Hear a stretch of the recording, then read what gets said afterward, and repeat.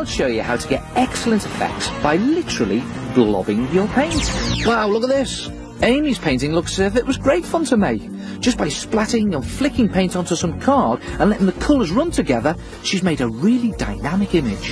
Yeah, lovely paint effects from Amy. Most of the time, you don't want the colours to run into each other, but sometimes you can get some great effects.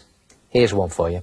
Take a pencil and just very lightly sketch the outline of what you want to paint. Now, you can copy something from a book or a magazine, or just make something up. But whatever you draw, it only needs to be the outline. No details at all, and make sure you've completed the shape so it's solid with no gaps.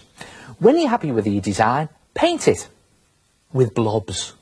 Start by painting on plain water. Now use a small brush to do this, going into all the shapes and detail of the outline of your design. Then, while it's still wet, load up your brush with a nice watercolour and dab or blob the colour into the water on your picture. A little bit more and see what happens. The colour spreads in the water but only goes to the outline. Then pick another colour and do the same on another part of your design, just blob it on. And the colours all start to mix and make other colours. And it doesn't matter if you don't use realistic colours here, it all adds to the effect. You can even add more water to your design if it starts to dry up.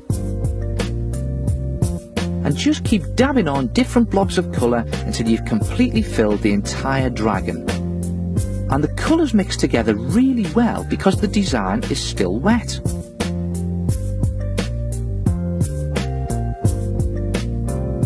See that? They're all merging together, just up to the lines.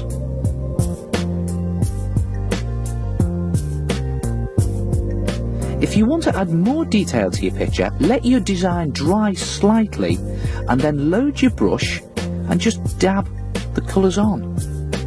And as the colours start to dry, the paint doesn't run as easily, and these spots give the effect of dragon scales. And when you've covered the whole of your picture in this way and it's dry, you'll have something that looks like this.